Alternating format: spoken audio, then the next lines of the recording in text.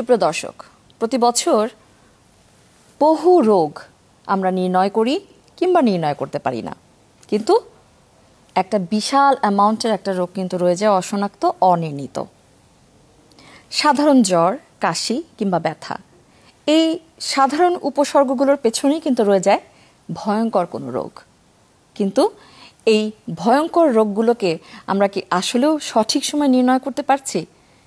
হয়তো পারছি না, যার কারণে আমরা হারাচ্ছি অসংখ্য মূল্যবান জীবন, হয়ে যাচ্ছি সমাজ কিংবা পরিবারের একটা বার্ডেন।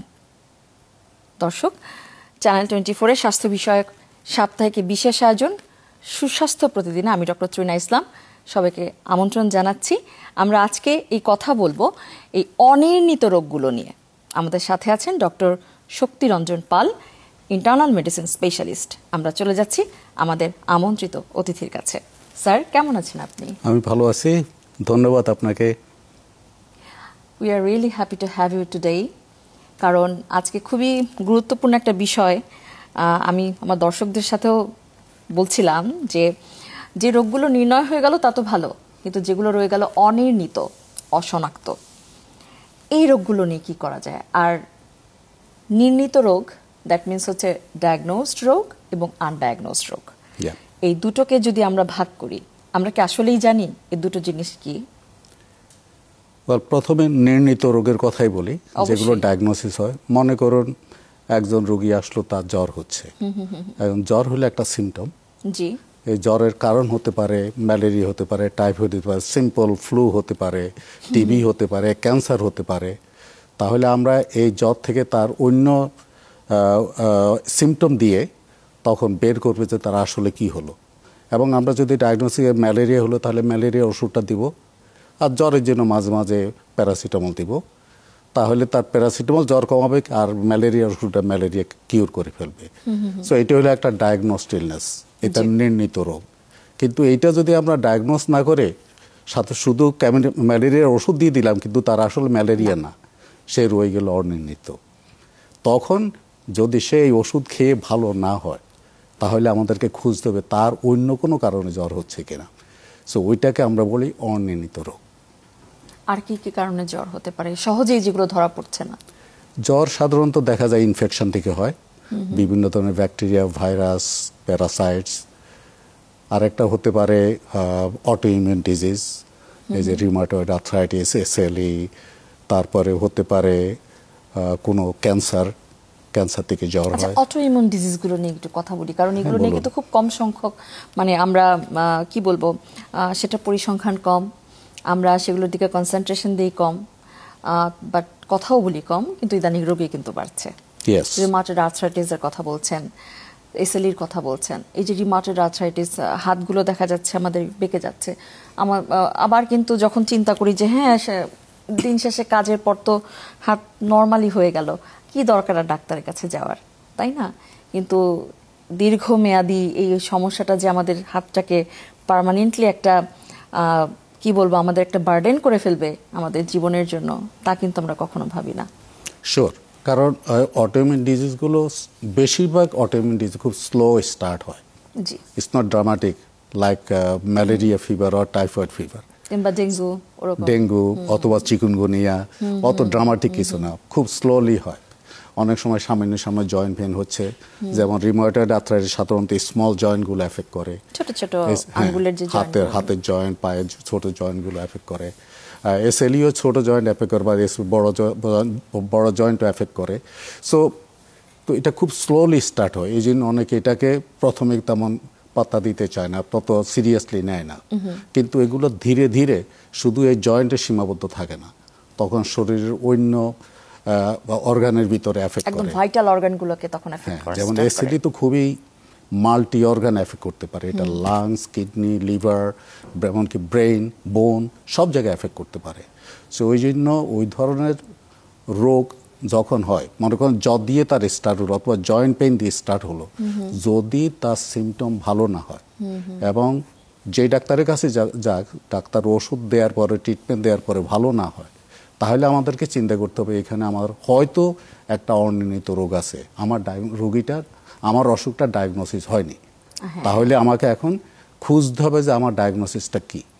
যদি ডায়াগনোসিস হয়ে যেত, ওই যে আগে বললাম ম্যালেরিয়া হলে কুইনাইন দিল, ভালো হয়ে গেল। যদি ভালো না হলে তাহলে অন্য কোনো রোগ আছে যেটা এখানে ডায়াগনোসিস হয়নি। আর সবচেয়ে বড় কথা হচ্ছে সব কিছুই যে আমরা ইন ওয়ান, মানে একদম অ্যাট আ ওয়ান্স আমরা যে ডায়াগনোস্ট করে ফেলবো তা নয়। অনেক কিছু, অনেক রোগ আছে, ভ্যারাইটিস অফ রোগ আছে।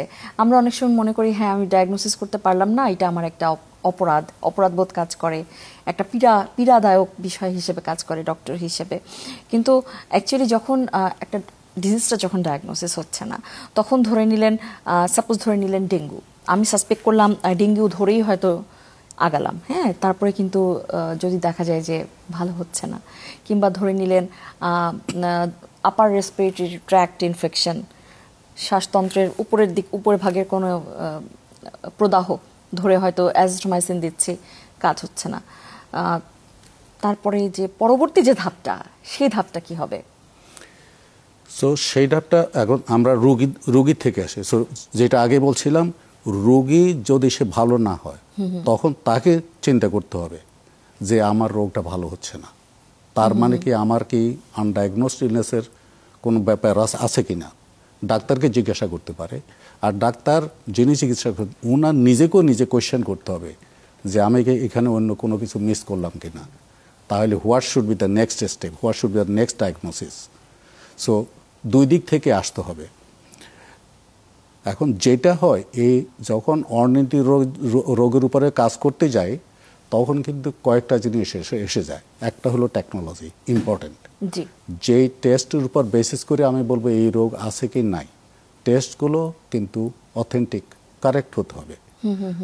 সেটা হয়তো কোনো কোনো জায়গায় কোনো ল্যাব হয়তো কোনো কোয়েশ্চেন মার্ক থেকে যায়, ওদের ল্যাবের সব ঠিক আছে কিনা, রিয়েজেন্টগুলো আপডেটেড ছিল কিনা, ইত্যাদি ইত্যাদি। সো এটা হলো একটা ডায়াগনস্টিক। সেকেন্ড হলো কিছু যেগুলো আজকাল বেশি ইউজ হয়, imaging, CT, MRI, PET CT, ওগুলো ঠিকমতো করা হলো কিনা এবং ইন্টারপ্রিটেশন ঠিকমতো হলো কিনা। আর একটা ল্যাব টেস্ট যদি আমরা তখন আরও সিরিয়াস দিকে যাই, যেমন ক্যান্সার, তখন কিন্তু এসে যায় tissue diagnosis, biopsy, histopathology, histochemical, histoimmunological. So দের আর সিরিজ অফ টেস্ট আজকাল দরকার হয়। শুধু একটা সিম্পল বায়োপসি করে আজকাল হয়তো সব সম্পূর্ণ শেষ হয় না। সো এই টেস্টগুলো খুবই ইম্পর্টেন্ট।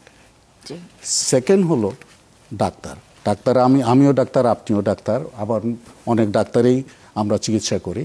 কিন্তু আমার পার্সোনাল ইন্টেনশন হবে, যদি আমার রোগী ভালো না হয় তাহলে এটা আমার দায়িত্ব। আমি যদি নিজে না জানি তাহলে আমি চেষ্টা করব অন্য কোনো কিছু করার আছে কিনা, না হলে আমি যদি মনে করি আমার ছেলে আপনি বেটার জানেন, আপনার কাছে রেফার করে দিব, আমি আর ধরে রাখবো না। কারণ আমার ইন্টেনশন হবে রোগী ভালো হওয়া, রোগী ধরে রাখাটা আমার কাজ না। সো এই রেফারাল সিস্টেমটা ডেভেলপ করতে হবে। ওইটা করতে গেলে তখন মনে করেন যদি আমি স্ট্যান্ড অ্যালোন, আমি একা একটা চেম্বারে কাজ করি, আমার ওইরকম কোনো নেটওয়ার্ক নাই, অন্য ডাক্তার কার কাছে পাঠাবো, অথবা যাদের সাথে আমার আন্ডারস্ট্যান্ডিং নাই, এইটাকে আমরা বলি ইন্টিগ্রেটেড হেলথ কেয়ার। মানে মিনস একই জায়গায় অনেক স্পেশালিটি একসাথে কাজ করে এবং এরা অনেক ডেইলি বেসিস যারা কমিউনিকেট করে। সো তাহলে অনেক সময় ইনফর্মালি, মনে করেন আমি যে ব্যাংকক হাসপাতালে কাজ করি, আমাদের ওখানে ডক্টর লাউঞ্জ, হসপিটালের লাউঞ্জ দেয়, ওখানে ফ্রি খাবার দেয়, ফ্রি ড্রিঙ্ক দিচ্ছে আমাদেরকে, নন অ্যালকোহলিক ড্রিঙ্ক। সো আমরা ওখানে গিয়ে লাঞ্চের সময় সবাই কথা, এই রুগীটা তোমার কাছে কথা বলছেন, আপনারা ডিসকাস করছেন, আপনারা নলেজ শেয়ার করছেন, it is very nice. But এটা ধরে নিলেন বহির্বিশ্বে সেটা কিন্তু অনেকটাই সহজ, আর আমাদের দেশে বিষয়টা একটু কঠিন হয়ে যায় কারণ রোগীর সংখ্যাটা বেশি। তাও ঢাকার মধ্যে কিন্তু অনেকটাই এই জিনিসটা কিন্তু ডেভেলপ করা পসিবল হয়েছে, ঢাকার বাইরে এটা খুব কঠিন। তারপরেও এই রেফারেল সিস্টেমটা আগের চেয়ে গত কয়েক বছরের তুলনায় এখন কিন্তু অনেকটা স্ট্রং হয়েছে, এবং রেফারেল সিস্টেমটা একটু স্ট্রং হওয়ার কারণেই হয়তো বিভিন্ন রোগে মৃত্যু হারটাও কমেছে, মর্টালিটি বলেন, মরবিডিটি অনেকটাই কিন্তু কিছুটা কমেছে। আর সবচেয়ে বড় কথা হচ্ছে গিয়ে সচেতনতা হচ্ছে গিয়ে সবচেয়ে বড় কথা। আপনি যেমন বলছিলেন আনডায়াগনোসড যে ডিজিজগুলোর জন্য পেশেন্টকে আগে ভাবতে হবে যে কেন আমি সুস্থ হচ্ছি না, তাই তো? ইয়েস। এবং যেমন ক্যান্সারের কথা একটু আসতে চাই। কিছু কিছু ক্যান্সার ধরে নিলেন স্যার, যেমন ব্রেস্ট ক্যান্সার, ও প্রথমেই আপনাকে কিন্তু কখনোই অ্যালার্ম করবে না। তার জন্য আমার দীর্ঘদিন আমাকে একটা স্ক্রিনিংয়ের মধ্যেই কিন্তু থাকতে হয়, সেজন্য কিন্তু বলা হয় যে স্ক্রিনিং ইজ ভেরি ইম্পর্ট্যান্ট। আবার দেখা যায় যে অপরদিকে সার্ভাইকাল ক্যান্সার, সেটার যেমন একটা রেড ফ্ল্যাগ সাইন আছে, পোস্ট কয়টাল ব্লিডিং, স্বামী সহবাসের পর যে ব্লিডিংটা, সেটাকে বলা হয় রেড ফ্ল্যাগ। এরকম একটা ফ্ল্যাগ এরকম অনেক ক্যান্সারের ক্ষেত্রেই কিন্তু আমরা পাবো না সেরকম কোনো সাইন সিমটম, তাই না? Right, yup. ওয়েল, ক্যান্সার যেহেতু এত কমন হয়ে যাচ্ছে, এই জন্য কিছু প্রিভেন্টিভ টেস্ট করা হয়।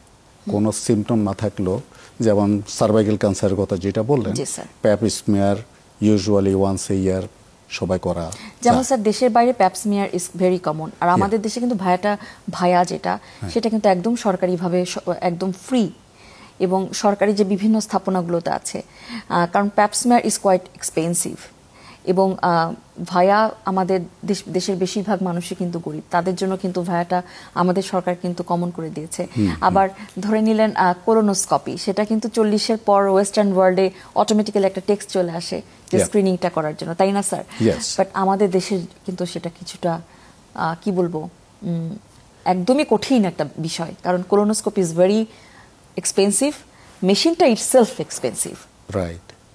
হ্যাঁ, সো এখন কথা হলো যতটুকু করা যায়, আমি বলছি না যে সবাই করতে হবে, যতটুকু যাওয়া যায়। আমরা যদি এখন পাবলিক হেলথ চিন্তা করি, তাহলে হয়তো সবাইকে করা যাবে না। আবার একটা গ্রুপ আছে যাদেরকে করা, যেমন আমি এই কোভিডের আগে আমি চট্টগ্রাম মেডিকেল কলেজের ছাত্র। সো আমি ওখানে সার্জারি ডিপার্টমেন্টের সাথে ব্রেস্ট ক্যান্সারের উপরে একটা প্রজেক্ট করলাম, এবং প্রজেক্টের কনসেপ্ট ছিল ফ্রম অ্যাওয়ারনেস টু ট্রিটমেন্ট। আমরা আগে গ্রামে অথবা যেসব জায়গায় সাধারণত এরা ব্রেস্ট ক্যান্সারের জন্য কোনো স্ক্রিনিং করে না, ওদের আগে অ্যাওয়ারনেস করব, এবং মহিলা ডাক্তার 23 জন মহিলা ডাক্তারকে ট্রেনিং দেয়া হলো। তারপরে যদি কারোর কোনো সন্দেহ থাকে, সেলফ এক্সামিনেশন শেখানো হবে। ওইটার পরে যদি অথবা মহিলারা আমার একটু চেক করে দেখেন, তাহলে ডাক্তাররা চেক করে দেখে। চেক করে যদি সন্দেহ হয়, তাহলে ওদের ম্যামোগ্রাম, আল্ট্রাসাউন্ড করা হয়। যদি কোনো কিছু দেখা যায়, তাহলে বায়োপসি করা হয়। বায়োপসির পরে এখন ট্রিটমেন্ট আসলে তখন ওদের যদি সার্জারি লাগে সার্জারি, কেমো লাগলে কেমো। রেডিয়েশনটা চিটাগাঙে তেমন ভালো তখন ছিল না, রেডিয়েশনের জন্য ঢাকা পাঠাতো। সো এরকম করা যায়। এটা করে দেখা গেলো যে গ্রামে ইন্টিগ্রেটেড, এটা দেখা যায় গ্রামের ভিতরেও কিন্তু অনেক ব্রেস্ট ক্যান্সারের রোগী পাওয়া যায়। অবশ্যই স্যার। সো এখন সেটা করতে হলে তখন এরকম আবার অর্গানাইজ প্রজেক্ট অথবা গভর্নমেন্ট কিছু একটা করতে হবে। সো আমাদের হলো যে আজকের ডিসকাশন আমরা যতটুকু বলতে পারি যে এটা করার পথ আছে, এখন এটাকে কতটুকু এগিয়ে নেওয়া যাবে সেটা আমরা দেখতে হবে। হয়তো সবার ক্ষেত্রে সবকিছু করা যাবে না। যেমন মনে করুন বাংলাদেশের garment industry is a big industry, lot of women work there. এদের ভিতরে তো এটা করা সম্ভব, কারণ গার্মেন্ট ইন্ডাস্ট্রির যারা মালিক অথবা অ্যাসোসিয়েশন, আমার তো মনে হয় এরা সাপোর্ট করবে। অবশ্যই করবে স্যার। সো কিন্তু এফোর্টটা হয়তো কোথাও থেকে স্টার্ট হতে হবে। It's not that I am giving a prescription, it's a kind of idea, যে ওদেরকে বললে যে আপনারা যে খরচ হবে এর একটা অংশ এমনি তো এদের যদি ব্রেস্ট ক্যান্সার হয়, হয়তো আপনাদের ইন্স্যুরেন্সের জন্য পে করবেন পরে। সো এর আগে কিছু পে করে ফেলেন, যাতে এটা আর্লি স্টেজে ধরা পড়ে যায়, স্টেজ 1, 2-তে ধরা পড়ে যায়, থার্ড, ফোর্থে যদি যাতে না যায়, করা সম্ভব। যেমন স্যার ক্যান্সারের কথাই যে বলছেন স্যার, নন কমিউনিকেবল ডিজিজ যেমন স্ট্রোক, ডায়াবেটিস মেলাইটাস, ক্যান্সার, এগুলো কিন্তু এখন অনেকটা মহামারীর পর্যায়ে চলে গিয়েছে সমগ্র বিশ্বময়। আপনি যে বলছেন যে গার্মেন্টস ওয়ার্কারের কথা যদি বলেন স্যার, সেখানে যদি মাসে একটা করে একটা ক্যাম্প করা যায়, সেখানে যদি তাদেরকে যে পিরিয়ডের প্রথম দিন একটা সেলফ যে এক্সামিনেশন, সেটা যদি শিখিয়ে আসা যায়, তারপর ধরে নিলেন স্যার সেক্সুয়ালি ট্রান্সমিটেড ডিজিজ কিছু তো আছে স্যার আনডায়াগনোসড, অনির্ণিত, আবার কিছু রোগ কিন্তু আছে স্যার যেগুলো আমরা লজ্জায় বলতেও পারি না, তাই না স্যার? তো সেসব ক্ষেত্রে যেমন ধরে নিলেন আমাদের যে ব্যারিয়ারটা, এই ব্যারিয়ারটাও তো ভাঙতে হবে, সেক্ষেত্রে কি করা যায়? ওই অ্যাওয়ারনেস যখন করবেন এবং ওদেরকে ইজি ওয়েতে, যেমন মনে করেন চট্টগ্রাম তো একটা ভেরি কনজারভেটিভ জায়গা। জি স্যার, ওদের মহিলাদেরকে আসো তোমাদের ব্রেস্ট আমরা এক্সামিন করব, এটা তো সহজ এটা হবে না, কখনোই সম্ভব না। কিন্তু ওই যে বলছি মহিলা ডাক্তার দিয়ে ওদেরকে বুঝিয়ে প্রাইভেট রুমে নিয়ে তখন চেক করা হয়। তখন ওরা কিন্তু চেক করতেছে, ওরা তখন আর লজ্জা পাচ্ছে না, তখন আর লুকাচ্ছে না। তখন করতে গিয়ে দেখা গেছে এমনকি কোনো কোনো রোগী স্টেজ 4, এমনকি এখানে স্টেজ 4 এখানে পুজ বেরিয়ে গেছে, তারপর বলছে না কাউকে, নিজে কোনো রকম পরিষ্কার করে ব্যান্ডেজ দিয়ে চালিয়ে যাচ্ছে। তো এরকম পাওয়া যায়, ওই যে বলার সুযোগ নাই। কিন্তু আপনি যখন অ্যাওয়ারনেস করবেন এবং ওই সুযোগ করে দিবেন, তখন কিন্তু ওনারা বেরিয়ে আসবেন। মানে কিছু কিছু বিষয় আছে, রোগী আমার কাছে আসবে কিন্তু আমাকেও কিন্তু অনেক সময় রোগীর কাছে যেতে হবে, ডাক্তারকেও রোগীর কাছে যেতে হবে। প্লাস সচেতনতার উপর মানে কিছুই নেই। Prevention is better than cure.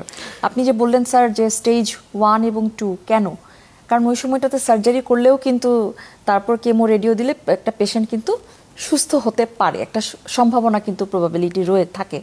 3rd এবং 4th স্টেজ, সেখানে আপনার পেশেন্টের কষ্ট, তার পরিবারের কষ্ট, তারপর একটা টাকার তো একটা বিষয় আছে, খরচ অনেক বেশি, অনেক বেশি। Right, yup. ওয়েল, সো এগুলো আসলে করা সম্ভব।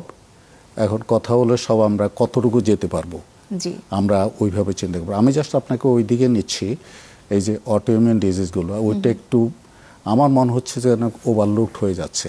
অবশ্যই স্যার, প্রচুর রোগী এই যে সামান্য ব্যথা থেকে আরম্ভ করে এরা আস্তে আস্তে দিন দিন অসুস্থ হয়ে যাচ্ছে, দুর্বল হয়ে যাচ্ছে, জয়েন্টগুলো মানে স্টিফ হয়ে যাচ্ছে, ব্যাকবোন স্টিফ হয়ে যাচ্ছে, প্রচুর দেখা যায় এরকম। স্যার একটু এসএলএ নিয়ে কথা বলি, কারণ এই যে সিস্টেমিক লুপাস ইরিথেমেটোসাস, এই ডিজিজটা মানে আমরা অনেকে ভুগছি, ভবিষ্যতেও আমরা কোনো কিছুই আটকে রাখতে পারবো না, কিন্তু আমরা কিন্তু জানি না যে এই রোগটা হলে আমরা কোথায় যাব, এবং এটা নিয়ে কিন্তু আমরা দীর্ঘদিন ভুগে থাকি। এবং এটা কিন্তু একটা সাইন আছে সুন্দর, আপনি যে বাটারফ্লাই যে সাইনটা, যদি একটু আমাদের রোগীদেরকে একটু বুঝিয়ে বলেন যে প্রথম একটা যদি কি দিয়ে শুরু হয় এসএলই পেশেন্টের উপসর্গগুলো? বেশিরভাগ আরম্ভ হয় কিন্তু জয়েন্ট পেইন দিয়ে। জি স্যার। সো জয়েন্ট পেইন, হয়তো লো গ্রেড ফিভার থাকে, তারপরে অনেক সময় হয়তো একটু অ্যানিমিয়া হয়ে যায়, দুর্বল হয়ে যায়, তারপরে দেখে যে স্কিনে হয়তো কোনো কোনো যে দাগ পড়ে, তার ভিতরে একটা যেটা বললেন এখানে মেলার ডার্কনেস হয়ে যায়, অনেকটা মহিলাদের বাচ্চার পরে যেরকম ডার্কনেস ওরকম হয়। সো কিন্তু ওই সিমটমগুলো থাকলে আমার মনে হয় যে রোগীরা তো এটা বলতে পারবে না এটা আনকমন ডিজিজ, কিন্তু ডাক্তারদের এটা কুইকলি দেখা উচিত যে কেন এরকম হচ্ছে এবং কার কাছে এটা রেফার করবে। সো এসওলজিন হয় ভালো কোনো মেডিসিন ডাক্তার, না হলে রিউমাটোলজিস্ট। এখন রিউমাটোলজি জানি না কত ইজিলি অ্যাভেলেবল, আমি যেটা শুনেছি এরা অতিরিক্ত বিজি, এদের অ্যাপয়েন্টমেন্ট পাওয়া যায় না ইত্যাদি ইত্যাদি, কিন্তু ভালো মেডিসিন ডাক্তাররা কিন্তু ওরাও হেল্প করতে পারে। সো এসএলই কিন্তু সেম, যদি আর্লি স্টেজে ডায়াগনোসিস করা যায় ট্রিটমেন্ট কিন্তু খুবই ভালো, তত কঠিন কিছু না। আজকাল অনেক ডিএমআরডি, ডিজিজ মডিফাইং রিউমাটয়েড ড্রাগস আছে, যেগুলো দিলে কোনো না কোনো ওষুধে কিন্তু এটা কন্ট্রোলে চলে আসবে। কিউর হবে না, বাট ম্যানেজেবল লেভেলে থাকবে। তাদের তো স্যার এরকম একটা হিস্ট্রিও থাকে যে রিপিটেড চাইল্ড মানে নষ্ট হয়ে যায়, বেবি লুজের একটা হিস্ট্রি থাকে এসএলএর ক্ষেত্রে। হতে পারে এটা দুই কারণে, একটা অসুখের জন্য হতে পারে, আর যদি এর সাথে কোনো ওষুধ দিয়ে থাকে, যেমন অনেক সময় হাইড্রোক্সিক্লোরোকুইন ইউজ করে, মেথোট্রেক্সেট, তাহলে হতে পারে। সো এটা দুইটাই, রোগের জন্য হতে পারে, ওষুধের জন্য হতে পারে। এই জন্য এদেরকে খুব কেয়ারফুলি সিলেক্ট করবে, কত মিনিমাম ওষুধে তার সিমটম কমিয়ে তারপরে প্রেগনেন্ট হওয়া যায়। একদমই যে প্রেগনেন্ট হতে পারবে না তা না, তবে ডিজিজটা কন্ট্রোলে রেখে তারপর ধীরে ধীরে। অ্যাবসলিউটলি। আচ্ছা, এই সাথে আরেকটা বলি, এসএলইর মতো আরেকটা হয়, প্রচুর মানুষের আছে এখন মেইনলি মাসেল ব্যাক পেইন দিয়ে আরম্ভ হয়, upper back pain, lower back pain অথবা নেক পেইন, তারপর অন্য জায়গায় ব্যথা হয়। এদের কিন্তু এসএলইও নাই, এদের অ্যানকাইলোজিং স্পন্ডিলাইসিসও নাই, এরা সিম্পল ফাইব্রোমায়ালজিয়া, জাস্ট এদের মাসেল টেন্ডনগুলো ইনফ্লেম থাকে, এবং এটার জন্য কোনো টেস্ট নাই, এটার ইএসআরও হাই হয় না, এটা কোনো কিছু হয় না, শুধু সিমটম দিয়ে ডায়াগনোসিস করতে হয়, শুধু সিমটম দিয়ে ডায়াগনোসিস করতে হয়। এবং ডায়াগনোসিস যদি একবার এস্টাবলিশ করা যায়, ট্রিটমেন্ট দিলে কিন্তু এরা কিন্তু সম্পূর্ণ ভালো হয়ে উঠতে পারে। আচ্ছা because it's not a serious autoimmune disease. So কিন্তু অনেক লোক এটা সাফার করে। এবং আরেকটা অসুবিধা হলো এই ধরনের অসুখ হলে তখন মানুষ এই মানে কনভেনশনাল পেইন কিলারগুলো খেতে থাকে, স্ট্রং পেইন কিলার খেতে থাকে, খেয়ে তখন অন্য কমপ্লিকেশন, কিডনি, স্টোমাক এসব ড্যামেজ করে। কিন্তু এগুলো দরকার নাই, এদেরকে সিম্পল গাবাপেন্টিন অথবা প্রিগাবা দিয়ে ট্রিটমেন্ট করা যায়, হয়তো সাথে কিছু ট্রামাডল দেওয়া যেতে পারে। এনিওয়ে ম্যানেজ করা সম্ভব, কিন্তু এই রোগীগুলা বেরিয়ে আসতে হবে যে আমার সিমটম ভালো হচ্ছে না, আমার তো ব্যথা লেগেই আছে, আমি খেলাম আজকে না হয় এখন একটা ইথোরিকক্সিব খেলাম, না সেলিকক্সিব খেলাম, আর ব্যথা আজকের জন্য, তার কালকে তো আবার ফিরে আসছে, তাহলে তো আমার রোগটা চলে গেল না। তো আমি যেটা মানুষকে বলতে চাই সব সময়, যে যখন কারোর এই ধরনের সিমটম, একদিন দুদিনের কথা বলছি না, 1 মাস 2 মাস 3 মাস 6 মাস ধরে এসব সিমটম থাকছে, they have to look for a second opinion. যদি ওই ডাক্তার সমাধান না দিতে পারে, ডোন্ট হ্যাসিটেট, কারণ সেকেন্ড ওপিনিয়ন নেওয়াটা হলো রোগীর অধিকার, it's the rights of the patient. রোগী ভালো হচ্ছে না, তুমি কেন ওই ডাক্তার কাছে গেলে, I think we as a doctor we should never do that, কারণ সে ভালো হচ্ছে না, সে তো যাবে আরেক জায়গায়। আর সবচেয়ে বড় কথা, ডাক্তার আর ডাক্তারি সেবা ইজ ওয়ান কাইন্ড অফ, আমি কি বলবো, ইবাদত, তাই না?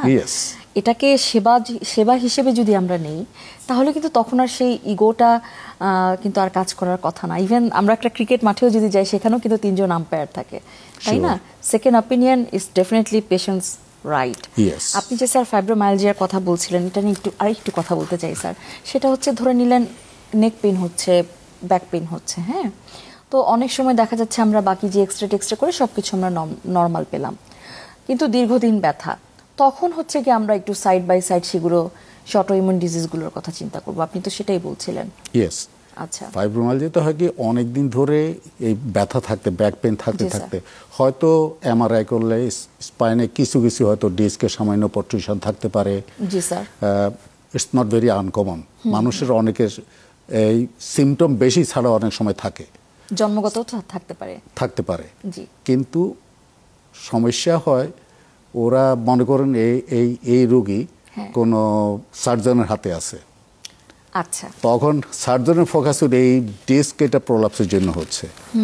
এবং আমি এটাকে একটু ইলাবোরেট করছি, কারণ আমি এই ধরনের কয়েকজন রোগী দেখছি। একজন আমেরিকাতে চলে আসছে, তার কিন্তু সার্জারি করে ফেলছে আমেরিকাতে, করে আগে অপারেশন আগে মোটামুটি হাঁটতে টাঁটতে পারতো, অপারেশন পরে টোটালি হুইল চেয়ারে চলে গেছে, যেটাকে বলা হয় field back syndrome.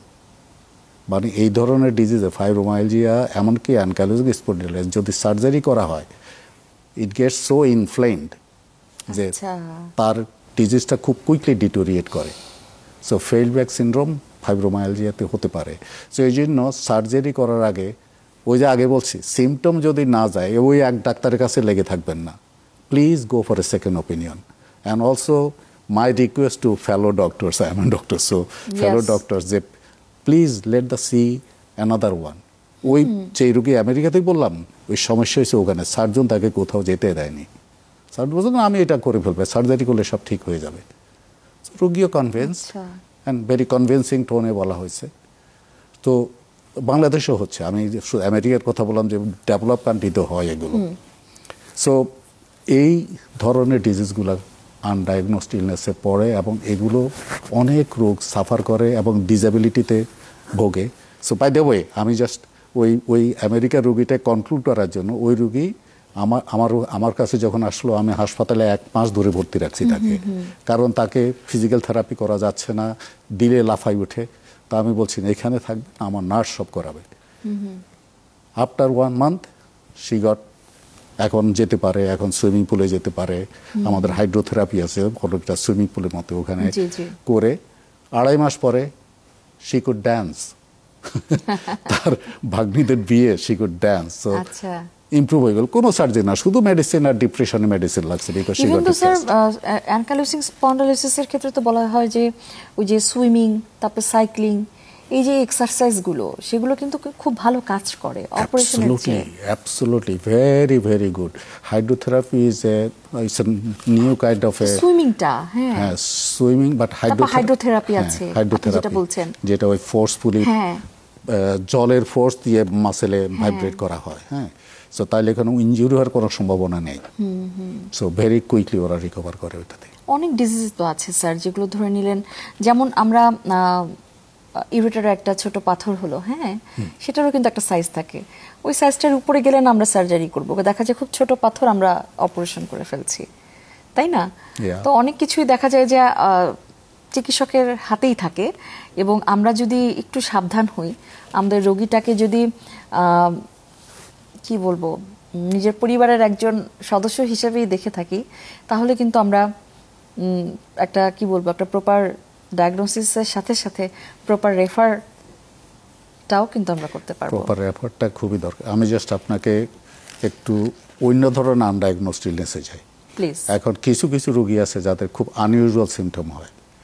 Say they have a chest tightness, maybe chest pain, maybe they have a sweating, they may think that it's only in my left side, and maybe palpitation হয়, শরীর হয়তো একটু কাঁপে, মনে হয় যেন আমি এখন পড়ে যাব, মাথা ঘুরে পড়ে যাচ্ছি, অনেকটা হার্ট ডিজিজের দিকে চলে যায়, তাই না স্যার? হ্যাঁ। সো এগুলো মনে হচ্ছে যেন হার্ট ডিজিজ। সো আমি একজন রোগীর কথা বলি, হি ইজ এ ম্যান, তার এরকম সিমটম হয়। So obviously go to the ER gives to the cardiologist do all the test. So after a simple ECG, echo এসব করে কনক্লুশন ওকে অ্যাঞ্জিওগ্রাফ করে ফেলি। ওকে, সো একবার অ্যাঞ্জিওগ্রাফ করলো, নর্মাল, তারপরে কিছু হার্টের ওষুধ দিয়ে দিল। কিছুদিন পরে আবার same symptom, within 2 months have the symptom again, went to a second hospital, again similar, so he had another angiogram, third one, and then third one and fourth one. In 1 year he had 4 angiogram. and what was the consequence? Consequence is still symptom there, still he gets the same thing, still he gets to the ER. That means he has the another disease. So আমার কাছে যখন আসলো, so আমি তো বুঝি, আমি কিন্তু প্রথম দেখেই within few minutes I have the idea now what it is. কিন্তু আমি সহজে ওইটা বললে সে মানবে না। তাই আমি বলছি ঠিক আছে, সব সিডিগুলো নিয়ে আসছেন তো অ্যাঞ্জিওগ্রাম? বলে হ্যাঁ। আমি বলছি সব আমি আপনাকে কার্ডিওলজিস্টের কাছে দিচ্ছি, ও দেখে সব এগুলো পরীক্ষা করে বলুক হার্টে কি কি ডিজিজ আছে। কারণ রুগীও বিশ্বাস করে তার হার্ট ডিজিজ। কার্ডিওলজিস্ট আমাকে ফোন করে বলে I have nothing to do with this patient, আচ্ছা, I think you know what to do. Maybe you talk to the patient. তারপরে আমি বুঝাই বললাম যে দেখেন আপনার যে সিমটম, এই যে আমি যদি প্যানিক ডিসঅর্ডার বলি, এগুলো হয়, আপনি তাকাই দেখেন আপনার সিমটমগুলো আছে কিনা। তুমি বলছে হ্যাঁ, তাহলে কি করতে হবে? আমি বলছি আগে আপনি আমার ডায়াগনোসিস মানেন কি না আগে বলেন, কারণ আপনি না মানলে আপনি আবার ওই কাজে করবেন, এই ইমার্জেন্সি যাবেন। ঠিক আছে আমি মানবো। আমি তাহলে এখানে 2 সপ্তাহ থাকতে হবে, হসপিটাল না, বাইরে থাকবেন, কিন্তু অসুবিধা হলে আমাদের ইমার্জেন্সিতে আসবেন, আর অসুবিধা না হলে ওষুধগুলো খেতে থাকেন। আচ্ছা, কিন্তু এই 2 সপ্তাহের ভিতরে আমার কাছে সপ্তাহে 2 দিন করে আসবেন, আমি আপনার সাথে কথা বলবো কি সিমটম হচ্ছে, কি হচ্ছে। সো ইভেনচুয়ালি হি গট বেটার। 2 সপ্তাহ পরে আমি পরে মেনে নিয়েছেন তার প্যানিক অ্যাটাক? হ্যাঁ, ও ইয়েস, আচ্ছা, he accept, because cardiologist, I said so many cardiologist saw you, এর ভিতরে 4 বার অ্যাঞ্জিওগ্রাম করেছে, হার্টে কোনো কিছু থাকলে ধরা পড়তেই আপনার নাই, কিন্তু আপনি এই সামান্য ওষুধ খেয়ে দেখেন ঠিক হন কিনা, and he got better. So panic disorder is a very serious thing. এই সপ্তাহে আমি একজনকে পাইছি প্যানিক ডিসঅর্ডার, একই similar symptom, young boy, 24 years old. So I get now, ওই যে বলছি আমার ফেসবুকে আমি কিছু ভিডিও করি, এগুলো দেখে দেখে মানুষ আমাকে খুঁজে খুঁজে বাইর করে ওখানে যায়, আপনি আনডায়াগনোসড ইলনেস। সো এই টার্মটাও আমি আসলে, এই যে টার্ম আনডায়াগনোসড ইলনেস, এটাকেও মানুষকে পরিচিত করতে চাই, যে আমরা শুধু ডায়াগনোসিস বলছে এটাকে বিশ্বাস করে আমরা ওই দিকে আগাচ্ছি। ঠিক, আপনার ডাক্তারকে বিশ্বাস করবেন, অবশ্যই করবেন, অবশ্যই, কিন্তু কোনো কোনো ক্ষেত্রে আপনার যদি ভালো না হন, আপনার সিমটম যদি কন্টিনিউ করতে থাকে, then you have to think that maybe I have undiagnosed illness, and how to get solution, who I have to go to. এখানেও জানতে হবে যে কোথায় আমি যাব, সেটা জানতে হবে। কারণ ওই যে কিছু সব ডাক্তার হয়তো তারা ওই যে আপনি বলছেন সময় থাকে না, সবাই হয়তো দেখতে চায় না, যাদের বেশি রোগী ওই ধরনের ডাক্তার হয়তো এগুলো নিয়ে এত ইন্টারেস্টেড না। এখন দেখতে হবে যারা ধৈর্য ধরে, হয়তো কোনো ইয়াং ডাক্তার আছে যে এগুলো নিয়ে কাজ করতে চায়, ওদের কাছে যেতে হবে। সো এরকম আনডায়াগনোসড ইলনেস অনেক আছে, অনেক, এবং অনেকে হতে হতে এমন হয়ে যায় মনে করেন একটা ইয়াং মেয়ে বাংলাদেশি ইউকে থেকে থাকে, ইউকে পড়তে গেছে, then suddenly she develop kind of weakness in the leg and sometimes she gets very abnormal behaviour. So এখন ইউকের মতো জায়গায় she get very nice care. ওরা অনেক কিছু করে টোরে ব্রেইনে এমআরআই করে বললো যে তার multiple sclerosis. That's a quite a serious matter. তার মানে তার অনেকগুলো স্ট্রোক হয়ে গিয়েছে অলরেডি। হ্যাঁ, বলতেছে, ওরা সাসপেক্ট করতেছে, কারণ মাল্টিপল স্ক্লেরোসিসে যে এমআরআই ফাইন্ডিং এ আসে অনেক সময় কনক্লুসিভ হয় না, জি, কিন্তু ট্রিটমেন্ট এসে ভালো হচ্ছে না। তখন ফ্যামিলি মেয়েকে এখানে নিয়ে আসলো, নিয়ে এখন ফ্যামিলি আমাকে চেনে, আমার কাছে নিয়ে গেল। তো আমি ভর্তি করি, ইট টুক মি অনলি 3 days। আমি মেয়ের ডিটেল হিস্ট্রি নিলাম, অনেক সময় নিচ্ছে আমার। আচ্ছা, নিয়ে I got it, it's a post-traumatic stress disorder because she was attacked by some gang and she couldn't tell clearly because she tried to tell the hospital don't listen. বলে যে তাহলে পুলিশে বলতে হবে, এবং সে পুলিশের কথা বলে ভয় পায়। So eventually she couldn't tell the story. এবং সে ওই ভয় থেকে আরো ভয় পাচ্ছে। হ্যাঁ, এখন তার ওই সিমটম হচ্ছে রাতে চিৎকার করে ওঠে, যেটা post-traumatic stress disorder. Anyway, so একবার ওই আনডায়াগনোজ সিমটম থেকে যে ডায়াগনোসিসটা কনফার্ম করে এবং পেশেন্ট অ্যাগ্রি করে, অ্যাকসেপ্ট করে ডায়াগনোসিস, তাহলে কিন্তু ট্রিটমেন্ট করতে তেমন সময় লাগে না। অবশ্যই, যেমন আপনি ইউকের ঘটনা যেটা বললেন, সেটা হচ্ছে মেয়েটা গিয়েছে নতুন বাংলাদেশ থেকে ইউকে, তার একটা কালচারাল শক আছে। সে হয়তো এখানে একটা ফ্যামিলি ওরিয়েন্টেড ছিল, সেখানে গিয়ে সে একা থেকেছে, সেখানে গিয়ে একটা ট্রমা সে পেয়েছে, ওখানে গিয়ে সে কাউকে বলতেও পারছে না। তো ধরে নিলেন আমরা শরীরের অসুখের কথা যত সহজে বলি, আমরা মনের অসুখের কথা কিন্তু এত সহজে বলতেও চাই না, ডায়াগনোসিসও করতে চাই না, এবং আমরা শরীর আর মনটাকে আলাদা করে ফেলেছি। কিন্তু আমাদের WHO কিন্তু বলছে শরীর আর মন দুটাই কিন্তু সাউন্ড থাকতে হবে, then it is health, good health, তাই না? এই যে পোস্ট ট্রমাটিক স্ট্রেস ডিসঅর্ডার বলছেন, প্যানিক ডিসঅর্ডার বলছেন, তারপর ওসিডি বলেন, তারপর ধরে নিলেন আরো স্কিজোফ্রেনিয়া, সেটা তারও অ্যাডভান্স লেভেলে, কিংবা বাইপোলার ডিসঅর্ডার, এগুলো, এই যে সমস্যাগুলো, সেগুলো অনেক সময় দেখা যায় যে আমাদের কিছু ফিজিক্যাল সিমটমের মধ্য দিয়েও কিন্তু যায়। আমি অনেকদিন যাবত যদি ডিপ্রেশনে থাকি, খেতে ইচ্ছা করছে না, অনেক সময় ওভার ইটিংও হয় বেশি, কিন্তু বেশিরভাগ মানুষ কিন্তু ঘুমায় না, খায় না, দিন দিন তাদের ওয়েটটা লস হচ্ছে, তাই না? আমরা যদি এখন ডায়াগনোসিসের দিকে যাই, হয়তো খারাপটা দিয়ে চিন্তা করব, তার কি কোনো ক্যান্সার হয়ে গেল নাকি, কিন্তু তার যে একটা মনের অসুখ থাকতে পারে, সেটা কিন্তু আমরা কখনোই চিন্তা করব না। মানসিক রোগ অনেক, ডিপ্রেশনে প্রচুর রোগী আছে, ডিপ্রেশনের, হ্যাঁ, অনেক, বিশেষ করে মহিলাদের ডিপ্রেশন একটু বেশি হয় পুরুষের চাইতে, বাট প্রচুর। এবং এটা ওরা মনে করে এটা দিয়ে ওরা অনেক দিন ধরে চেষ্টা করে, আমরা এটা ফ্যামিলিতে আমরা মিটমাট করে ফেলবো, কিন্তু অনেকে পারে না, ওই সাফার করতে থাকে। তো আমার হলো যে যদি এরকম থাকে, then family also have to give some support. যে আমি যেটা করি মাঝে মাঝে যখন আমি এটা করি, তখন ফ্যামিলি থেকে সেপারেট করে নিই, আমার নার্স আমরা আলাদা কথা বলি, আপনারা একটু সময় দেন, আমরা একটু কথা আছে। সো তখনই দেখি যে বেশি সময় লাগে না, কারণ patient is waiting to tell this. কিন্তু যখন ফ্যামিলি মেম্বার থাকে, sometime family members are involve in the trouble, তখন বলতে পারে না। সো ডিপ্রেশনের রোগী প্রচুর আছে অবশ্যই, এবং many of these are unexplained. অনেকে ঘুমাতে পারে না, এই সিমটম, পা কামড়ায়, ওই হয়, সেই হয়। সো প্রচুর ডিপ্রেশনের রোগী আছে এই ধরনের সিমটম, আসলে ওদের কিছু নেই, অনেক ওষুধ খাচ্ছে, ব্যথার ওষুধ, ওইসব প্রিগাবা ওইসব খাচ্ছে, কিন্তু আসল জিনিস যাচ্ছে না। So that is another depression. Many depression patient actually diagnose not too difficult, কিন্তু ওরা এক্সপ্রেস করতে পারছে না, তারা বলতে পারছে না, সেটা আমাদের সামাজিক প্রতিবন্ধকতা। শুধু ডিপ্রেশন না স্যার, ধরে নিলেন আমরা যদি একটু ঢাকার একটু অদূরেই যাই, সেখানে যদি অনেকেরই দেখা যায় যে মনের অসুখ মানে হচ্ছে গিয়ে তাকে জিনের আসর করেছে, কিংবা ধরে নিলেন একটু কবিরাজি কিছু ব্যাপার স্যাপার রয়ে যায়। আমি সেদিকে না যাই, কিন্তু দীর্ঘদিন এই জিনিসটা যে রয়ে যায় অনির্ণীত, এই পেশেন্টগুলো অনেক সময় কি করে, তাদের জীবনটা হয়ে যায় হুমকির মুখে, নিজেরাই নিজের প্রাণ নাশ করে ফেলতে পারে, তাই তো? Yes, depression can lead to suicide, very very serious matter. So এই ধরনের রোগীরা যখন ভালো না হয় অবশ্যই তাদের ভালো মতে যেই ডাক্তার এগুলো শুনবে এটা দিকে ভালো করে নজর দিবে, ওখানে যাওয়া উচিত। এক জায়গায় বসে থাকা ঠিক হয় না। আসলে এটাও যে একটা রোগ সেটাও তো তাদের জানতে হবে, তাই না? এটা অনেকে স্বীকার করতে চায় না। যখন আপনি ডিপ্রেশন বলেন, most of the people think আমি কি পাগল নাকি? হ্যাঁ, আমি কি পাগল? মানসিক রোগ মানে তো আমি পাগল। এটা হলো কমন ফ্রেজ, আমি কি পাগল নাকি? না, আপনি পাগল না। এটা হলো আমি বলছি মানুষ রেগে যায় না, বলে যে হ্যাঁ রাগে, তো তো রাগলে সে পাগল নাকি?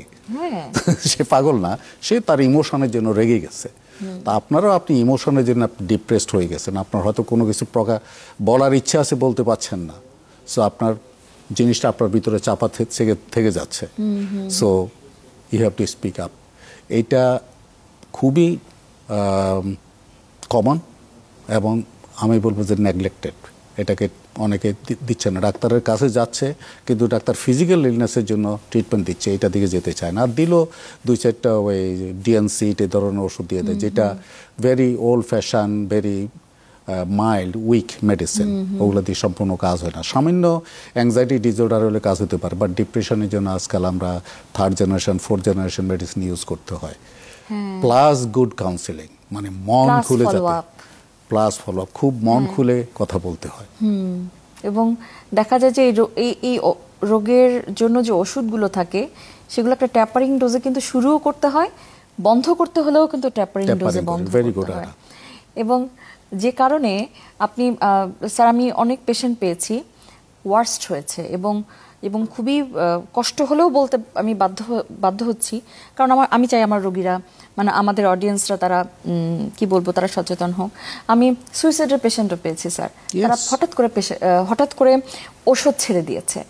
যেমন স্যার আমি একটু যদি স্ট্রোকের সাথে মিলাই, হ্যাঁ, আপনি যা স্যার, যেহেতু আপনি মেডিসিন স্পেশালিস্ট, আপনি ডেফিনেটলি স্ট্রোকের পেশেন্ট পেয়েছেন, দেখছেন। তো বেশিরভাগ স্ট্রোকের পেশেন্টের কি স্যার কি একটা কমন হিস্ট্রি থাকে না, সে প্রেশারের ওষুধটা মিস করেছে? আছে, এটা তো হিস্ট্রি আছে।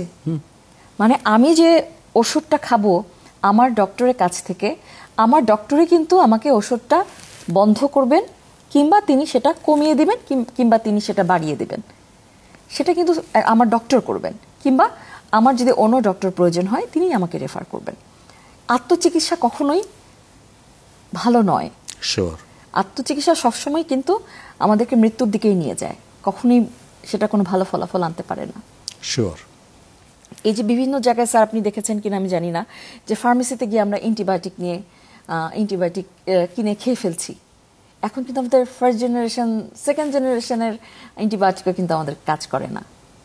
হঠাৎ করে আমরা কিন্তু ডাক্তারের দোষ দিয়ে দিচ্ছি, হ্যাঁ কি ওষুধ দিল, ওষুধ কাজ করছে না, তাই না? সেখানে ওষুধটার হয়তো ডায়াগনোসিসেরও একটা প্রবলেম থাকতে পারে, আমার মেডিকেশনের প্রবলেম থাকতে পারে, টেকনোলজিক্যাল কোনো ভুল থাকতে পারে, অনেক কিছুই কিন্তু, অনেকগুলো ফ্যাক্টরি কিন্তু এখানে কাজ করছে। এবং সেক্ষেত্রে প্রপার একজন ডক্টরকে পাওয়া, সেটা আমি বলবো খুবই লাকের একটা ব্যাপার। কি বলেন আপনি? Yes, absolutely.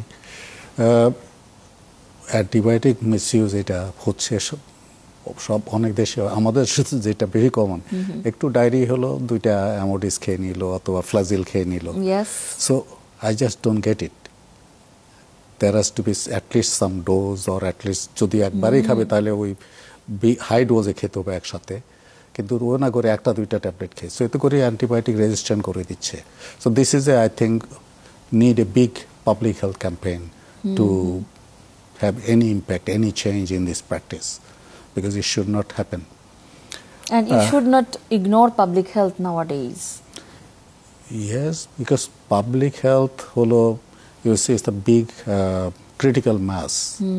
যদি critical mass এ যদি abnormal behave করে, আপনি ডাক্তারের ক্লিনিকে গিয়ে ট্রিটমেন্ট নেবে, ওটা করতে হলে তো অনেক ব্যাপার আছে, সময়ের ব্যাপার, টাকার ব্যাপার, সো ওইটা হবে না। সো পাবলিক হেলথ দিয়ে আমরা কিন্তু অনেক ডিজিজ আমরা কমায় রাখতে পারি। এই যে vaccination is one of the public health. যদি আমরা সেই পোলিও ভ্যাকসিন আরম্ভ না করতাম তাহলে তো এখন তো পোলিও চলতেই থাকতো। সো এই অ্যান্টিবায়োটিক ইউজ বন্ধ করা যাবে, কিন্তু ক্যাম্পেইনটা হতে হবে স্ট্রং, এবং it has to be supported. হ্যাঁ, যেমন পাবলিক হেলথ এবং এই যে প্রিভেন্টিভ মেডিসিন কতটা ইম্পর্টেন্ট সেটা কিন্তু কোভিড আমাদেরকে শিখিয়ে দিয়ে গিয়েছে। ইয়েস, এবং সবচেয়ে বড় উদাহরণ কিন্তু আমরা বলতে পারবো কোভিড। সে সময়টাতে আমি বলবো পাবলিক হেলথ স্পেশালিস্টরা যে পরিমাণ কাজ করেছেন, সে কারণে তাদের প্রচেষ্টায় কিন্তু সেই যে আমাদের মেডিসিন স্পেশালিস্টরা কিংবা যারা ক্লিনিকে কাজ করেছেন তাদের কষ্টটা অনেকটা কিন্তু লাঘব হয়েছে এই যে প্রিভেন্টিভ মেজার্স গুলো, তাই না? কোভিড তো আমাদেরকে এটা শিখালো যে শুধু আমরা যদি ক্লিনিক্যাল নিয়ে বসে থাকি, ট্রিটমেন্টের জন্য বসে থাকি, ইট কুডন্ট বি সলভ। যার জন্য public health measures, all this things, alcohol থেকে আরম্ভ করে, মাস্ক পরা থেকে আরম্ভ করে, social distancing, lot of things, these are all public health measures. So these are all very very important part of আমাদের যে স্বাস্থ্য ব্যবস্থা, পাবলিক হেলথ কেয়ার, এটা খুবই দরকারি। আমি একটু আপনাকে ইয়েতে চলে যাই আবার, এই আনডায়াগনোসড কিছু রোগ আছে যেগুলো ভেরি রেয়ার। ওকে, যেমন আমি একটা ইয়াং মেয়ে, মাত্র 11-12 বছর বয়স, তারই হলো সে সবসময় বমি করে। ওকে, তো একে কিন্তু গ্যাস্ট্রো লিভারের ডাক্তার দেখছে, মেডিসিনের ডাক্তার দেখছে, কিন্তু তার বমি চলছে। এখন আমি সাধারণত বাচ্চা দেখি না, কিন্তু মার বিশ্বাস যে আমি একটা আমার ভিডিও দেখে আমি একটা কিছু করতে পারবো। সো আমি রুগীটাকে কি করলাম, দেখে আমি বলছি, দেখো এটা আমি বাচ্চা দেখি না, আমি একজন নিউরোলজিস্ট কাজ, আমার মনে হচ্ছে এটা একটা নিউরোলজিক্যাল ডিজিজ। আচ্ছা, সো নিউরোলজিস্ট কাছে পাঠালাম, বাচ্চাদের নিউরোলজি। তো ওরা বললো এটাকে cyclic vomiting disorder, it's a neurological disease. So he treated as a neurological disorder, এবং দেখা গেল উইদিন ফিউ ডেজ সে সম্পূর্ণ চেঞ্জ হয়ে গেল। সো বলছে কিছু রেয়ার ডিজিজ এরকম হয়।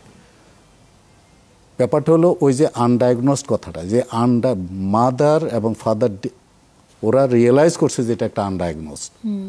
গ্যাস্ট্রো লিভারের ডাক্তার যতই বলছে, অ্যান্ডোস্কোপ করছে, ওখান থেকে এইচ পাইলোরাই টেস্ট করছে, হ্যাঁ সব করা হয়ে গেছে, তখন ওরা বুঝলো যে না, এটা অন্য একটা ডিজিজ হবে।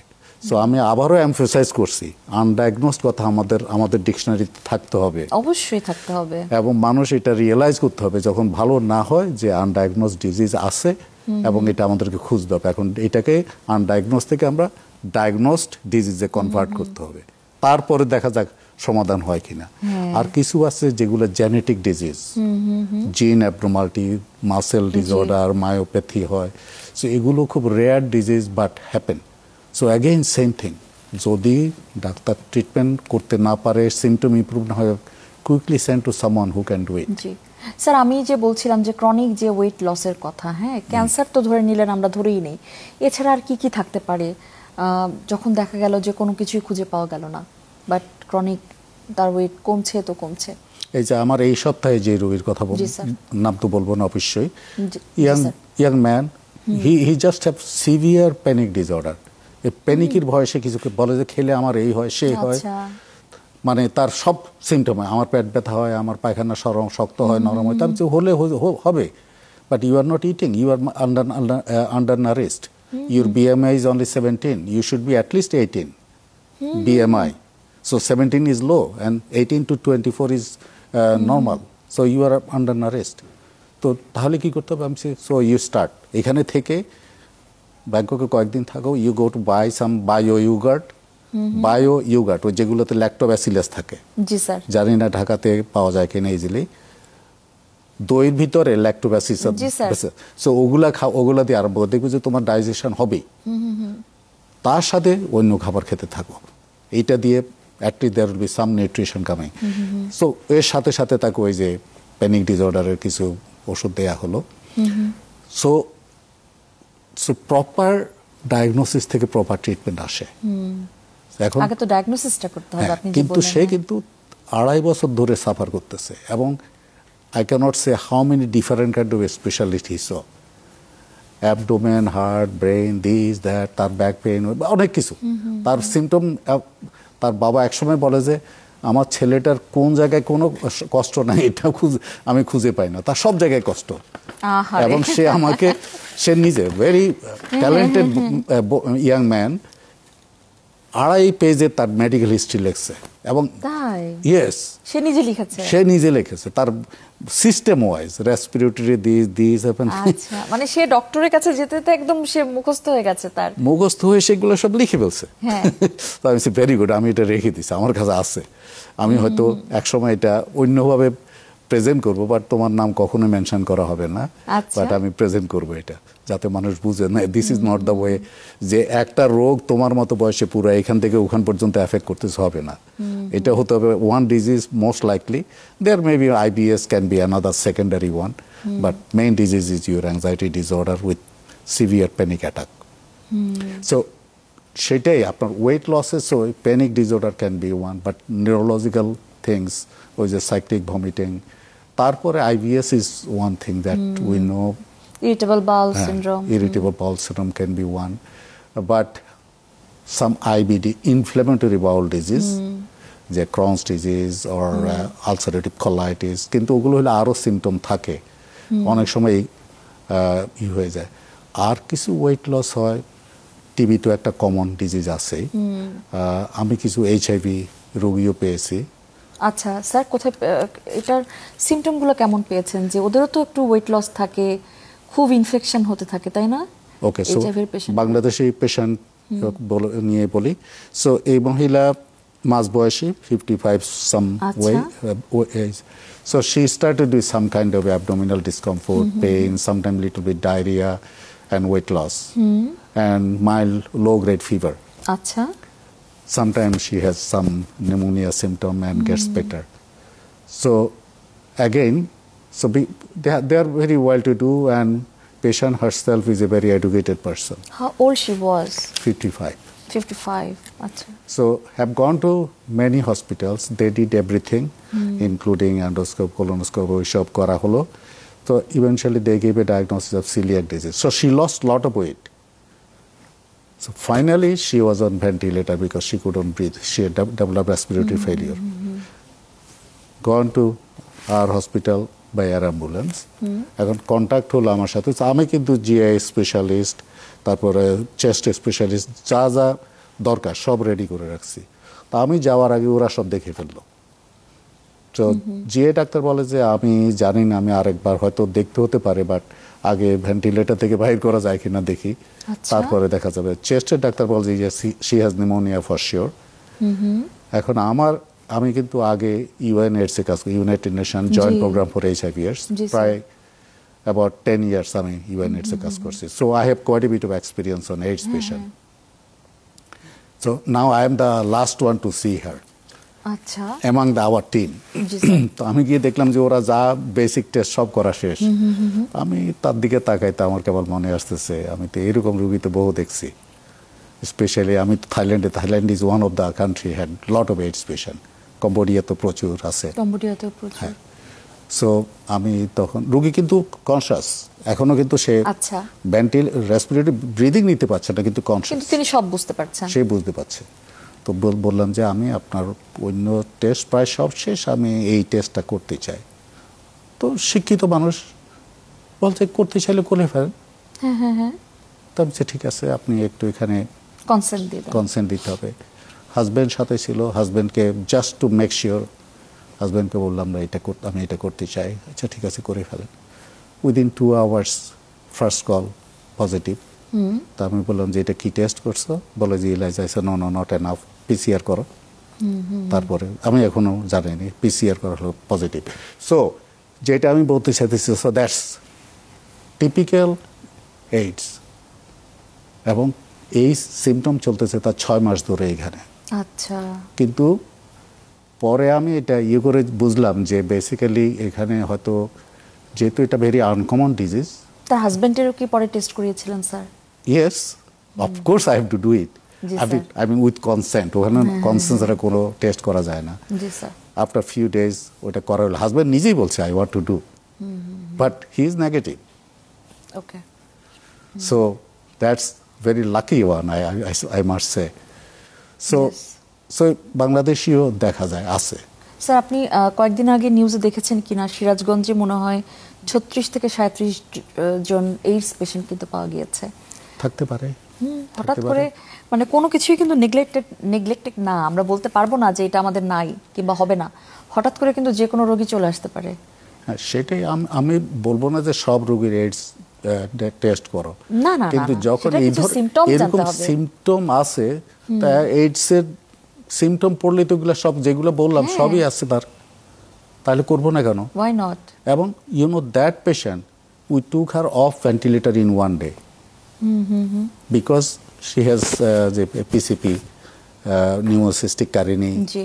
ইনফেকশন, ওইটা অ্যান্টিবায়োটিক দেওয়ার পর ব্যাকটেরিয়াম দেওয়ার পরে র্যাপিডলি ইমপ্রুভ করে গেছে, so ventilator is not needed. কিন্তু স্যার এই যে একটা কথা আছে যে এইচআইভি পেশেন্ট বাঁচে না, তো তাদের কি অবস্থা, আলটিমেটলি মহিলার কি অবস্থা? ওয়েল, শি সারভাইভড, কিন্তু তার লাং এত ড্যামেজ হয়ে গেছে, she had to be on oxygen, বুঝতে পেরেছি। ওই যে লাংসের অতিরিক্ত ড্যামেজের জন্য। বাট যদি আর্লিয়ার ডায়াগনোসিস হয়, আজকাল এইডস ইজ অলমোস্ট কিউরেবল, আচ্ছা ক্যান্সারের মতো অনেক। আচ্ছা। আজকাল মানে যে কোনো স্ট্রং রোগী- অ্যান্টিভাইরাল যে মেডিসিনগুলো এখন আছে, কম্বিনেশন দেওয়া ককটেল 3-4 কম্বিনেশন করে, টিবির মতো অনেকটা, বাট অ্যান্টিভাইরাল দিলে কিন্তু আচ্ছা। খুব সুন্দর কাজ করে। আচ্ছা স্যার, কয়েকদিন আগে যে শোনা গিয়েছিল এইডসের একটা টিকা ভ্যাকসিন এসেছে, সেটা কতটুকু অথেন্টিক স্যার? এটা আমার মনে একটু সময় নিতে হবে, আমি বলবো যে আরো ডাটা দরকার, জি। But it's promising, it's promising, promising. Promising. যেমন আপনি হয়তো শুনতে পাবেন যে যেটা কমন আমাদের দেশে চলছে অথবা প্রায় বন্ধ হচ্ছে, ডেঙ্গির কিন্তু এখন ভ্যাকসিন আছে। আমি কিন্তু আমার ফ্রেন্ডদেরকে এখানে জিজ্ঞাসা, এখানে ডেঙ্গি ভ্যাকসিন পাওয়া যায়? বলে যে না, এখন তো মনে হয় না পাওয়া যায়। পাওয়া যায়, আপনি জানেন? পাওয়া যায় স্যার। পাওয়া যায়, জি। ওকে। সো ডেঙ্গিরও এখন ভ্যাকসিন আছে, সো ওইটাও হয়তো আসবে। এতটা সহজলভ্য এখনো হয়নি। আচ্ছা, সো এনিওয়ে, সো ওইটাও আমি বলবো যে একটু অপেক্ষা, আমি এক্সপেরিমেন্টাল বলছি না, আমার মনে হয় আরও ডাটা দরকার। আরও ডাটা দরকার স্যার। আরও data দরকার। যেমন জরায়ুমুখ ক্যান্সারের একটু আগে তো কথা বলছিলাম স্যার, HPV, হ্যাঁ। জরায়ুমুখ ক্যান্সারের যেমন সার্ভারিক্স ভ্যাকসিনটা মাঝখানে খুবই কমে গিয়েছিল, হ্যাঁ, এখন আবার এসেছে। যেটা আমরা জানি যে হিউম্যান প্যাপিলোমা ভাইরাসের সবচেয়ে 16 এবং 18 সবচেয়ে ভয়ঙ্কর যে দুইটা ভ্যারিয়েন্টের এগেইনস্টে সার্ভারিক্সটা আছে। আর গার্ডাসিল ছিল হচ্ছে 4টা ভেরিয়েন্টের এগেনস্টে। গার্ডাসিল তো আমাদের দেশে এখন আবার এসেছে কিনা আমার কাছে লেটেস্ট তথ্যটা নেই, কিন্তু ওয়েস্টার্ন ওয়ার্ল্ডে 9টা ভেরিয়েন্টের এগেনস্টে কিন্তু গার্ডাসিল দেয়া ভ্যাকসিন হচ্ছে, হ্যাঁ। কাজ করছে, কিন্তু আমাদের দেশে আসতে একটু সময় লাগছে। অ্যাকচুয়ালি আমাদের সবাইকে নিয়ে কাজ করতে হবে, আমাদের স্টেক হোল্ডার লেভেলে, আমাদের ডক্টর আমরা যারা আছি, আমাদের একদম প্রাইমারি হেলথ কেয়ার সেন্টারে যারা আছেন, সবাইকে নিয়ে একসাথে রেফারেল সিস্টেমটা ডেভেলপ করে, সবাইকে নিয়ে একটা টিম ওয়ার্ক করে যদি আমরা কাজ করতে পারি, হয়তো আমাদের এই যে প্রিভেন্টিভ কেয়ার বলেন স্যার, কিংবা ক্লিনিক্যাল প্র্যাকটিস, সবই আমাদের জন্য খুব সহজ হয়ে উঠবে। ইয়াপ, আমি জাস্ট এখানে একটা জিনিস এমফাসাইজ করব, and I hope everybody understand me, I am saying for a good reason, not to criticise anybody. Yes, sir, যখন of এই course. ধরনের আনডায়াগনোসড হয়, একটা মানুষের একটা রং পারসেপশন জি। যে আমার রং ডায়াগনোসিস করছে, রং ট্রিটমেন্ট দিচ্ছে। সো আমার কমেন্ট হলো এই ব্যাপারে যে অ্যাকচুয়ালি ডাক্তারের কোনো ইন্টেনশন ছিল না যে তোমার রং ডায়াগনোসিস করা এবং রং ট্রিটমেন্ট দেয়া। যেহেতু ডাক্তার সাহেব তখন ওই মুহূর্তে এইভাবে মনে হয়েছে এইটাই ডায়াগনোসিস, তার কাছে সেটা তার সঠিক কাছে মনে এটা হয়েছিল। প্রফেশনাল টেন্টেটিভ ডায়াগনোসিস, ওই বেসিসে, so it's not a wrong, Yes. It's just the situational. So এই আন্ডারস্ট্যান্ডিং আমাদের থাকতে হবে। কিন্তু যে কোনো কাজ আমরা করি, সবাই করলে কিন্তু আমরা 100% সাকসেস হয় না। জি। So we should not just do the blame game. We should try to find a solution in a right way. So এই রং ডায়াগনোসিস কথাটা যাতে এখানে না মিশে যায়। জি স্যার, জি। So এটা আপনার আমি এই কথাটা আমার কাছে সবচেয়ে ভালো লেগেছে, ব্লেম গেম। এটা আমরা খেলতে সবচেয়ে বেশি পছন্দ করি, একজনের উপর দোষটা চাপিয়ে দেওয়া, নিজের কোনো একটা দোষ কিংবা আরেকজনকে বেশি দোষারোপ করা, মানে এই জিনিসটা থেকে আমাদের সরে আসতে হবে এবং নিজেকে নিয়ে নিজে ক্রিটিসাইজ করতে হবে যে আমার হয়তো এখানে একটু গ্যাপ ছিল কিংবা গ্যাপ ছিল না, আমার তখন মনে হয়েছিল সেটা সঠিক এবং সেটা লাইফ সেভিংয়ের জন্যই হয়তো আমি সেই কাজটা করেছি। স্যার, আমরা অনুষ্ঠানের একদম শেষ পর্যায়ে, আপনাকে অসংখ্য ধন্যবাদ, অনেক মূল্যবান তথ্য আমরা আপনার কাছ থেকে পেয়েছি এবং সবচেয়ে বড় কথা আপনার এত ব্যস্ততার মাঝেও আপনার মূল্যবান সময়টুকু আমরা পেয়েছি। Thank you. No, I really thoroughly enjoyed it. আমার মনে হয় যদি আমরা এইভাবে মানুষ আরও অ্যাওয়ার হয়, ডায়াগনোজ ডিজিজ যদি হয়ে থাকে ভালো হয়ে যাওয়ার কথা, আর যদি ভালো না হয় ডোন্ট গিভ আপ হোপ। আমার কথা হলো আশা হারাবেন না, যে মনে রাখবেন যে এটার হয়তো কোনো একটা ডায়াগনোসিসটা কমপ্লিট হয়নি অথবা সঠিক হয়নি এখনও, আমরা এটা খুঁজতে হবে এবং সঠিক ডায়াগনোসিস হয়তো একটা সঠিক ট্রিটমেন্ট বেরিয়ে আসবে। আমার এই পর্যন্ত আমি প্রায় 250 কেসেস অফ আনডায়াগনোজ ইলনেস আমার ডকুমেন্টেড আছে। হয়তো আমি ভিডিও করছি অল্প কয়টা, 18 না 20টার মতো কমপ্লিট হয়েছে। সো আমার ইচ্ছা আছে এগুলো কন্টিনিউ করব। কিন্তু আমার এই রোগীগুলোর ভিতরে মোর দেন 90% কিন্তু কিওর্ড। বাহ, কত আশার কথা। 10% মেবি আনাদার 5% এখানে হাফ ম্যানেজেবল হয়ে আসছে, 5% কুড অন সলভ। সো আমি বলছি না যে এটা গ্যারান্টি যে মানে এই ধরনের কাজ করলে 100% সাকসেস। ওই যে বলছি আমাদের যে কোনো ডাক্তার করলে এরকম হতে পারে। সো আমার মতে 90% কিওর রেট পাওয়া, that's a very encouraging. So আমি মানুষদেরকে সবাইকে বলবো, অডিয়েন্সকে সবাইকে বলছি যে যখনই কোনো সিমটম ক্লিয়ার না হবে, রোগ ভালো না হবে, don't give up hope, go for a second opinion and find the right place, right doctor, and maybe there will be a solution. ধন্যবাদ স্যার, ধন্যবাদ আপনাকে। সুপ্রিয় দর্শক, অশনাক্ত অনির্ণীত রোগ নিয়ে কখনোই বসে থাকা যাবে না, আশা ছেড়ে দেওয়া যাবে না জীবনের। আমরা সবসময় সচেতন থাকবো আমাদের জীবনকে নিয়ে, আমাদের পরিবারকে নিয়ে, আমাদের সমাজকে নিয়ে। আপনাদের সাথে আবারও দেখা হবে সুস্বাস্থ্য প্রতিদিনে। আমি বিদায় নিচ্ছি, ডক্টর তৃণা ইসলাম। আপনারা ভালো থাকবেন, সুস্থ থাকবেন। ধন্যবাদ সবাইকে।